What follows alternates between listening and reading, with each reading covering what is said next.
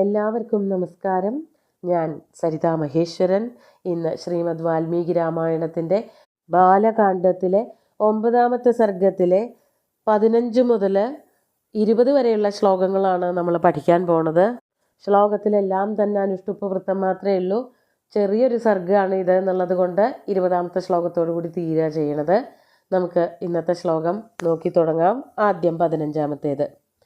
തതോ രാജാ വിനിശ്ചിത്യ സഹ മന്ത്രിഭിരാത്മവാൻ പുരോഹിതമമാത്യാംശ്ച പ്രേഷയിഷ്യതി സത്കൃതാൻ. കഴിഞ്ഞ ദിവസം പറഞ്ഞത് ബ്രാഹ്മണർ ഉപദേശിച്ചു ഋഷിശൃംഖനെ എങ്ങനെയെങ്കിലും കൊണ്ടുവരണം എന്നുള്ളത്. അപ്പോൾ രാജാവിനി, അതായത് ബ്രാഹ്മണരെ കൊണ്ടുവരാനൊന്നും പറ്റില്ല. ബ്രാഹ്മണർ വേണ്ട ഉപദേശം കൊടുക്കൽ മാത്രമേ ഉള്ളൂ. അതിനി എങ്ങനെ പ്രവൃത്തി തലത്തിൽ കൊണ്ടുവരണം എന്നുള്ളത് രാജാവ് മറ്റൊരു സമിതിയിലിരുന്ന് ആലോചിച്ചിട്ട് വേണം നടപ്പിൽ വരുത്താൻ. അതിനു വേണ്ടിയിട്ട് രാജാവ് എന്താ ചെയ്തത് അതാണ് പറയണത്.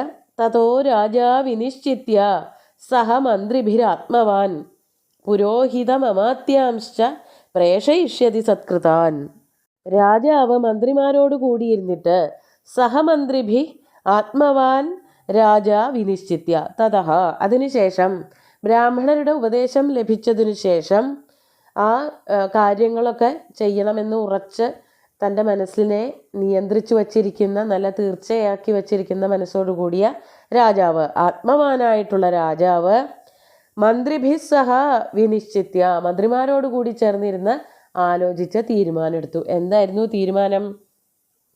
പുരോഹിതമമാത്യാംശ്ച സത്കൃതാൻ പുരോഹിതമമാത്യാംശ്ച പ്രേഷയിഷ്യതി. സത്കരിക്കപ്പെട്ടവരായ, അതായത് നല്ല കാര്യങ്ങളൊക്കെ പറഞ്ഞ് അവരെയൊക്കെ സന്തോഷിപ്പിച്ച് ശ്രേഷ്ഠന്മാരായിട്ടുള്ള മന്ത്രിമാരെയും പുരോഹിതന്മാരെയും സന്തോഷിപ്പിച്ചിട്ട് അവർക്ക് വേണ്ടതൊക്കെ നൽകി അവരെ സന്തോഷിപ്പിച്ചിട്ട് അവരെ കാട്ടിലേക്ക് പറഞ്ഞയക്കാം എന്ന് തീരുമാനിച്ചു. കാട്ടിലേക്കാണ് പറഞ്ഞയക്കണത്. ഈ കുമാരനെ കൊണ്ടുവരാനാണ്. വിഭാണ്ഡകൻ്റെ അടുത്തേക്കാണ് പോണത്. അപ്പോൾ അതിൽ കുറേയധികം ബുദ്ധിമുട്ടുകൾ, റിസ്ക്കുള്ള കുറേ ഘടകങ്ങളുണ്ട്. അപ്പോൾ അതുകൊണ്ടാണ് അത് മിടുക്കന്മാരായിട്ടുള്ള മന്ത്രിമാരും അതുപോലെ പുരോഹിതന്മാരും കൂടി ചെയ്യട്ടെ. പുരോഹിതന്മാർക്ക് എങ്ങനെയാണ് ബ്രാഹ്മണരെ, വേദം പഠിച്ചിട്ടുള്ള ഋത്വിക്കുകളെ പോലെയുള്ള അങ്ങനെയുള്ള ഋഷീശ്വരന്മാരെയൊക്കെ കയ്യിലെടുക്കേണ്ടത് എന്നുള്ളത് അറിയുമല്ലോ. അതുകൊണ്ട് അവരെ അങ്ങോട്ട് ഏൽപ്പിക്കാം, നന്നായി സത്കരിച്ചിട്ട് അവർക്ക് വേണ്ടതൊക്കെ നൽകിയിട്ട് അവരെ ഏൽപ്പിക്കുകയാണ് വേണ്ടത് എന്ന് രാജാവ് തീരുമാനിക്കും.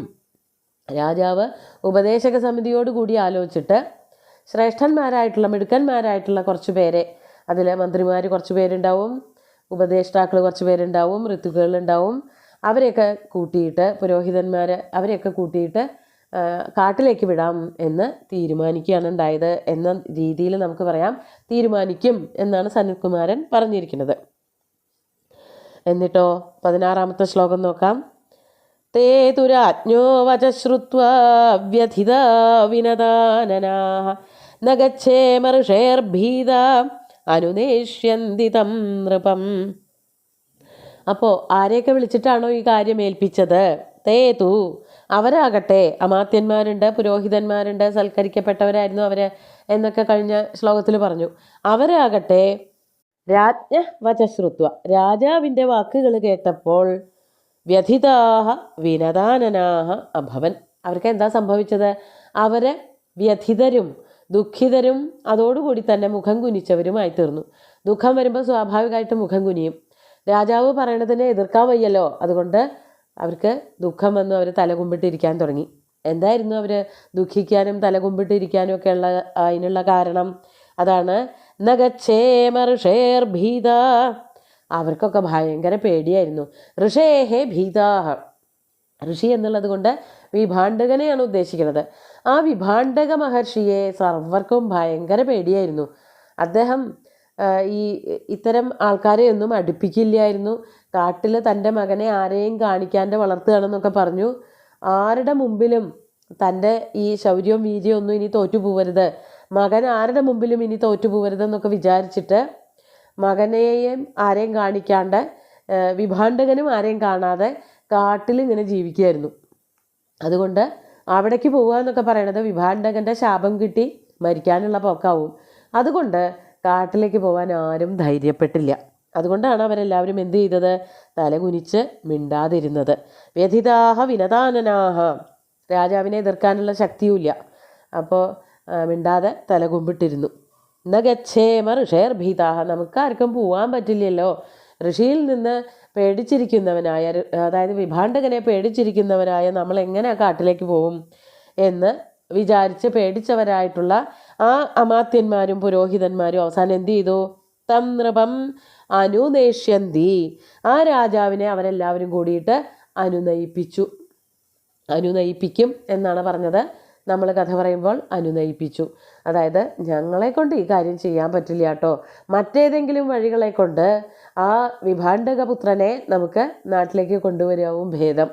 നമ്മളൊക്കെ ചെന്നാൽ അവിടെ വേറെ എന്തെങ്കിലും ബുദ്ധിമുട്ടുകൾ ഉണ്ടാവും. വിഭാണ്ഡകൻ ഇത് അറിഞ്ഞിട്ടുണ്ടെങ്കിൽ ഇതൊന്നുമല്ല അതിൻ്റെ ഭവിഷ്യത്ത്. അദ്ദേഹം ശപിച്ച് ഭൂമിയെ മുഴുവനും ഇല്ലാതെയാക്കി കളയും. അത്രയ്ക്ക് തപോബലമുള്ള ഒരു ഋഷിയാണ് വിഭാണ്ഡകൻ. അതുകൊണ്ട് അങ്ങോട്ടൊന്നും പോവാണ്ടിരിക്കുകയാണ് നമ്മുടെ ആയുസ്സിനും ആരോഗ്യത്തിനും ഒക്കെ നല്ലത് എന്ന് പറഞ്ഞുകൊണ്ട് രാജാവിനെ അനുനയിപ്പിച്ചു. എന്നിട്ട് അടുത്ത ശ്ലോകം നോക്കാം. വക്ഷ്യന്തി ചിന്തയിത്വാദേ തസ്യോപായാംശ്ച താൻ ക്ഷമാൻ ആനേഷ്യാമോ വയം വിപ്രം ന ച ദോഷോ ഭവിഷ്യതി. അങ്ങനെ അവരെന്ത് ചെയ്തു? അവിടെ ഇരുന്ന് ആലോചിച്ചു. അതാണ് ചിന്തയിത്വ തേ. ആ പുരോഹിതന്മാരും മന്ത്രിമാരും ഒക്കെ കൂടിയിരുന്ന് അവിടെ ആലോചിച്ചു. തസ്യ ഉപായാംശ്ച താൻ ക്ഷമാംശ്ച, അതായത് എങ്ങനെ വിഭാണ്ഡകപുത്രനായിട്ടുള്ള ഋഷ്യശൃംഖനെ കാട്ടിൽ നിന്ന് അംഗദേശത്തേക്ക് കൊണ്ടുവരും, ആരാണ് കൊണ്ടുവരാൻ പാകമായിട്ടുള്ള ആൾക്കാർ, അതിന് പറ്റിയവരാരാണ്, അതാണ് താൻ ക്ഷമാൻ, അതിന് പറ്റിയവരാരാണ് എന്നും അതിന് വേണ്ട വഴി എന്താണ് എന്നും തേ ചിന്തയിത്വ അവർ കൂടിയിരുന്ന് ആലോചിച്ചിട്ട് വക്ഷ്യന്തി, ആരോട് പറയും? രാജാവിനോട് പറയും. അതാണ് ആനേഷ്യാമോ വയം വിപ്രം ന ച ദോഷോ ഭവിഷ്യതി ഇതി വക്ഷ്യന്തി. അവരെല്ലാവരും കൂടിയിരുന്ന് ആലോചിച്ചിട്ട് പറയാൻ പോണ കാര്യം എന്താണ്? നമുക്ക് ആ വിഭാണ്ഡകപുത്രനായിട്ടുള്ള ഋഷ്യശൃംഖനെ കൊണ്ടുവരാമെന്നേ. അതാണ് വയം വിപ്രം ആനേഷ്യാമ, നമ്മൾ എന്തു വന്നാലും ആ മുനികുമാരനെ ഋഷ്യശൃംഖനെ കൊട്ടാരത്തിലേക്ക് കൂട്ടിക്കൊണ്ടുവരും. അതാണ് ആനേഷ്യാമോ വയം വിപ്രം ന ച ദോഷോ ഭവിഷ്യതി. എന്നാൽ അതിൻ്റെ ദോഷമൊന്നും ഉണ്ടാവില്ല. അതായത് ആൾക്കാരെ കൂടുതലൊക്കെ കണ്ടാൽ ദോഷം എല്ലാവർക്കും ഉണ്ടാവും. അങ്ങനത്തെ ദോഷങ്ങളൊന്നും ഇല്ലാതെയാക്കിയിട്ട്, ആ ദോഷങ്ങളൊന്നും ബാധിക്കാത്ത വിധത്തിൽ അതിന് പറ്റിയ ആൾക്കാരെ വിട്ടിട്ട് ഋഷ്യശൃംഖനെ കൊട്ടാരത്തിലേക്ക് അംഗരാജ്യത്തിലേക്ക് കൊണ്ടുവരാം എന്ന് അവർ രാജാവിന് വാക്കുകൊടുക്കുകയും ചെയ്തു. എങ്ങനെയാണ് കൊണ്ടുവന്നത് എന്നുള്ളത് 18ാമത്തെ ശ്ലോകത്തിൽ പറയാണ്. ഏവമംഗാധിപേനൈവ ഗണികാഭിർഷേ സുത ആനീതോ വർഷയദ്ദേവ ശാന്താചാസ്മൈ പ്രദീയതേ. ഇപ്രകാരം, അതായത് ആ ബ്രാഹ്മണരും അമാത്യന്മാരൊക്കെ കൂടിയിട്ട് എന്തോ ഒരു ഉപായം പറഞ്ഞു കൊടുത്തു രാജാവിന്. ആ ഉപായം വഴിക്ക് ഏവം അംഗാധിപേനൈവ, അവിടെ രാജാവ് തന്നെ ഇടപെട്ട് പറയണം, എന്നാലേ ആ വഴി നടക്കുള്ളൂ എന്ന് മനസ്സിലാക്കിയിട്ട് ഉപായം പറഞ്ഞു കൊടുക്കുകയാണ് ബ്രാഹ്മണരും അമാത്യന്മാരും കൂടി ചെയ്തത്. ആ ഉപായം എന്തായിരുന്നു? ഗണികാഭി ഋഷേഹ സുത ആനീത. ഗണികമാരാൽ, ദേവദാസിമാർ, അതായത് കൊട്ടാരത്തിലെ വേശ്യാസ്ത്രീകളുണ്ട്, അവരാൽ എന്ത് ചെയ്യപ്പെട്ടു? ഋഷേഹ സുത ആനീത, ഋഷിയുടെ സുതൻ കൊണ്ടുവരപ്പെട്ടു. അംഗരാജാവിൻ്റെ കൊട്ടാരത്തിലേക്ക് വിഭാണ്ഡകൻ്റെ പുത്രനായിട്ടുള്ള ഋഷ്യശൃംഖൻ ഗണികമാരാൽ കൊണ്ടുവരപ്പെട്ടു. അതിന് രാജാവ് അവരോട് പറയേണ്ടതായിട്ട് വന്നു. ആ സമയത്ത് എന്തു ചെയ്തു?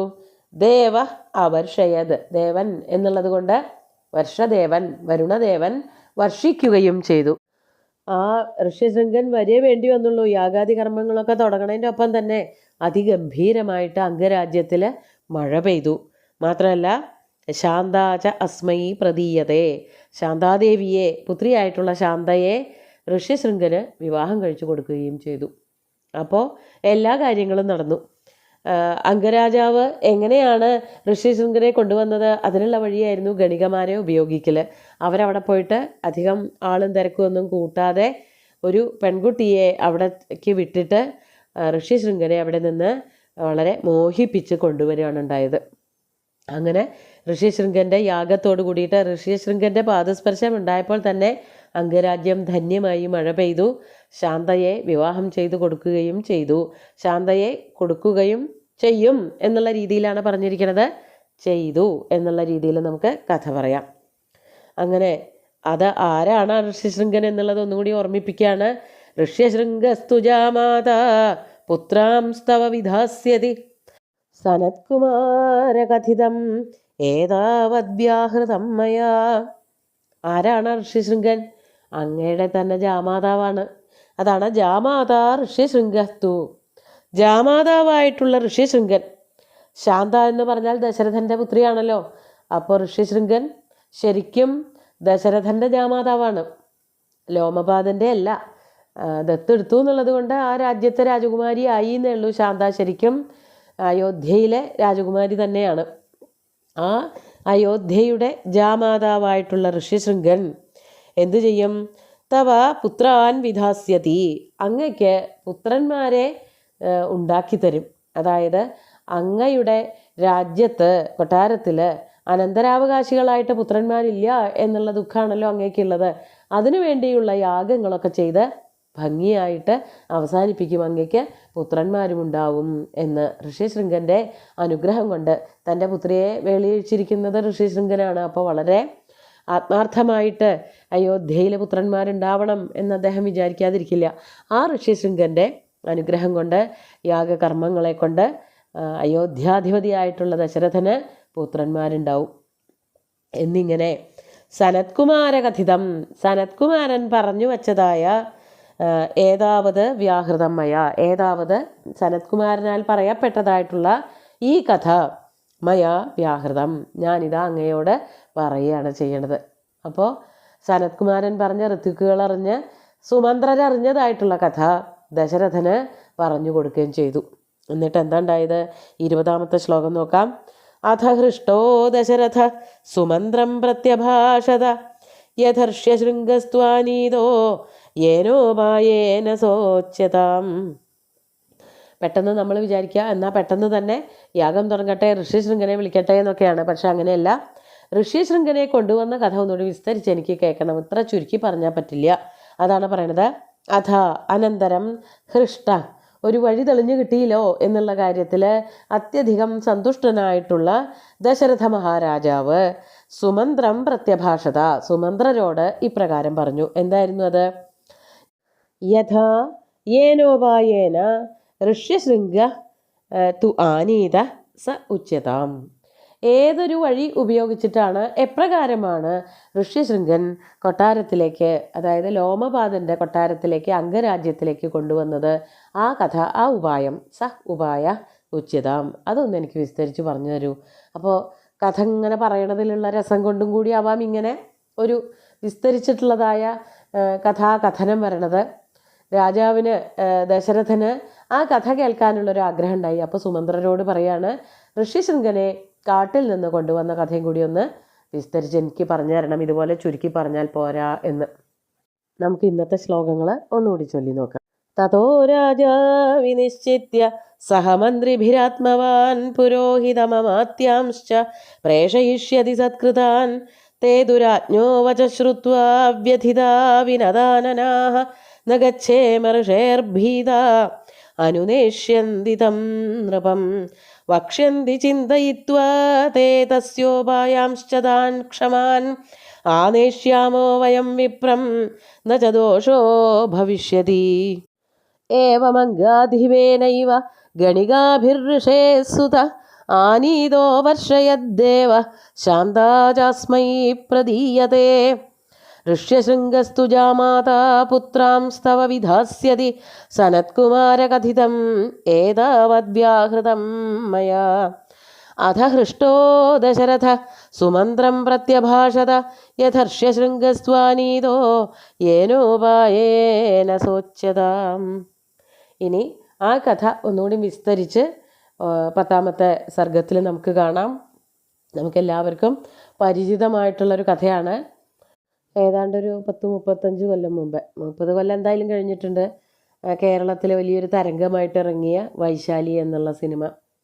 ഭരതനും MTയും ഹരിഹരനും ഒക്കെ കൂടി ചേർന്നുകൊണ്ട് ഇറങ്ങിയ ആ സിനിമയാണ്. അതിലെ കഥ ഇങ്ങനെ തന്നെയാണ്. ഇത് വായിച്ചപ്പോൾ അതായത് 10ാമത്തെ സർഗം വായിക്കുമ്പോൾ അതിനെ ആധാരമാക്കിയിട്ട് തന്നെയാണ് സിനിമ ചെയ്തത് എന്നുള്ളത് വ്യക്തമായിട്ട് മനസ്സിലാക്കാൻ പറ്റും. അവർ രാമായണത്തിനെ തന്നെയാണ്, വാൽമീകി രാമായണത്തിനെ തന്നെയാണ് ആധാരമാക്കി ഉപയോഗിച്ചിരിക്കുന്നത്. സുന്ദരമായിട്ടുള്ള ഇന്നത്തെ ശ്ലോകങ്ങൾ ഭഗവാൻ ശ്രീരാമചന്ദ്രൻ്റെ കാൽക്കൽ അർപ്പിച്ചുകൊണ്ട് ഗുരുവായൂരപ്പനെ സാഷ്ടാംഗം നമസ്കരിച്ചുകൊണ്ട് എല്ലാവർക്കും ശുഭദിനം നേർന്ന് നിർത്തട്ടെ. നന്ദി.